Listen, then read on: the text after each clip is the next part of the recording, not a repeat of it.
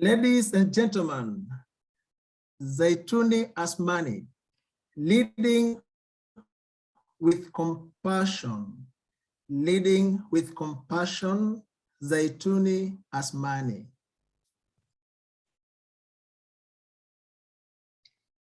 Toastmasters and guests, anytime the word leader is mentioned, I'm sure a certain stereotype pops to mind. It's the person who's assertive, self-assured, bold, and decisive. So much so are we conditioned to think about this stereotype that we imagine that all leaders walk with a certain gait and have a certain inflection in their voice. You know how I know this is true? When you hear the footfalls of your boss down the corridor, you usually say, so-and-so is coming.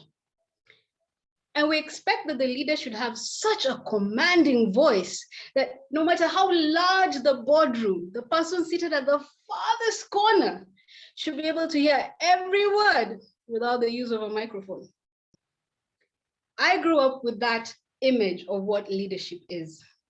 And it was reinforced by the teacher that led with a cane, the headmaster that everybody feared.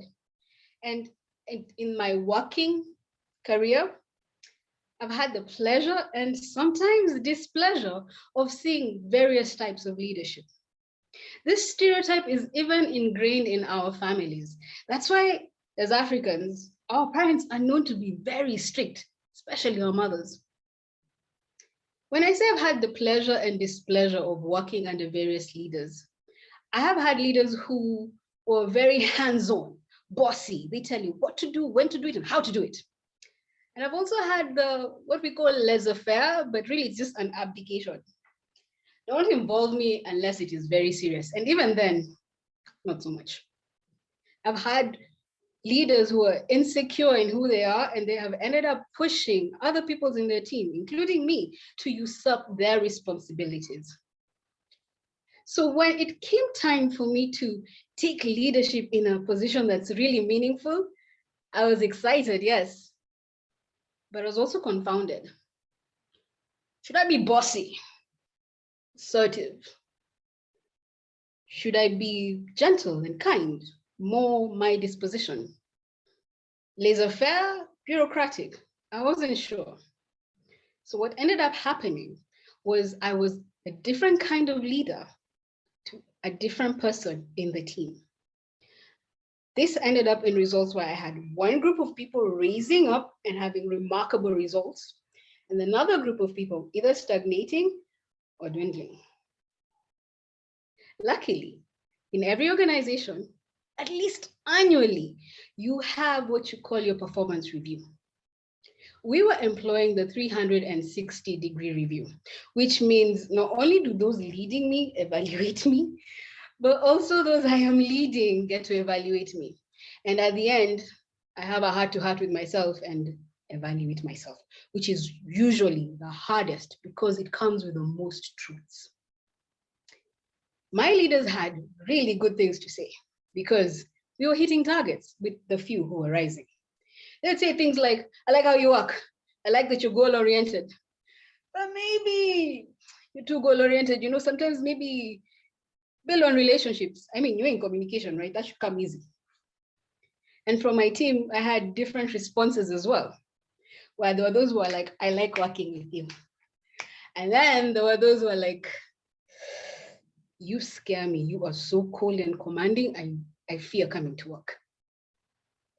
In sitting down and doing my self-evaluation, it was hard hearing two completely different sets of review. And I realized it's because on one end, I was being myself, kind, compassionate. And on the other end, I was putting on this stereotype that I'm supposed to follow of what a leader is, which is a betrayal of who I am. They say you don't learn leadership until you're in a leadership position. Nobody teaches you leadership till then. It is then that I started to heavily research on what good leadership is.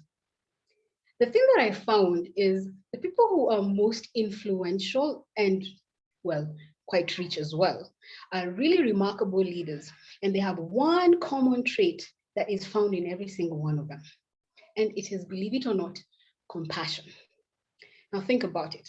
The word leadership and the word compassion very rarely hold hands in a conversation. Though, when you think of somebody like Bill Gates, compassion comes to mind. When you think of Oprah Winfrey, compassion comes to mind. She's actually quoted for saying, empathy is true leadership. Think of Robin Sharma. He's quoted to say, and please note, he has written very many leadership books. He's quoted to say that he believes the best leaders are those who can balance being strong and being compassionate. In Africa, how about Nelson Mandela? So what is it about these people that make them such remarkable leaders? What is this compassion quality that we talk about? According to Harvey Firestone, great leaders are those who grow and build people. We are conditioned to believe in two stereotypes. Either you are a boss or you're not. In my coaching practice, I usually take leaders through the very first step of, are you a boss or are you a leader? A boss is that guy who has power because of his position. He yells, he uses threats, he denies you some things because you aren't aligned. And when he says jump, you ask, how high? And do I stay up there? A leader, on the other hand, is someone who is able to connect with his team, gets validation for his position, not because it is a position he was assigned, not a title, not manager, not CEO, but they get their leadership influence through inspiration and influence. They're able to connect with the people that they're leading and literally draw out the very best qualities in them. They use tools like communication, encouragement, empowerment, and true problem solving. Armed with this new information, I was ready to take on my team. We had to sit down and really talk about what they need from me and what I need from them. And we had verbal contracts of leading with compassion, where I start to understand where you're coming from, what you're about, who you truly are, and build you up from there. And on their end, they had to lend themselves to the process, to be coached, not just given instructions and directed, but coached, mentored, encouraged, and empowered.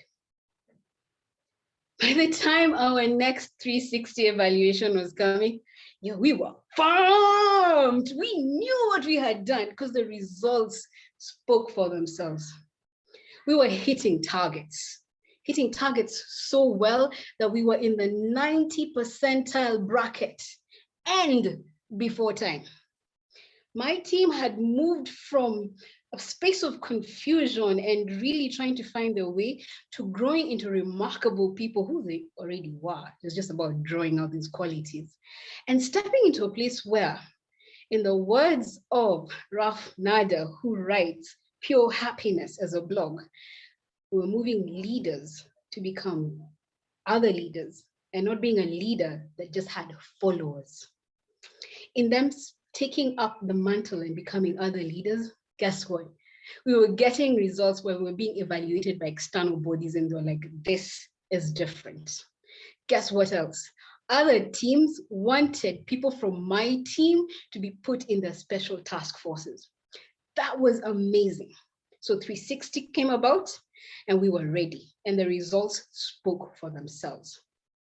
Toastmasters and guests, when you lead by compassion, when you truly connect with the people that you are leading, when you're able to draw out the very best out of every single one person you're leading, not some and leaving others behind, you end up with a remarkable team where there is trust, where people are not abdicating their duties, where what I saw is absenteeism reducing, where commitment levels went up and responsibility went up. I'd like to end with the words of what I consider a remarkable leader, if how she has handled the COVID situation is anything to go by. It is Jacinda Ardern, the Prime Minister of New Zealand, and she says, "I strongly refuse to believe that compassion makes you weak." Over to you, Contestra.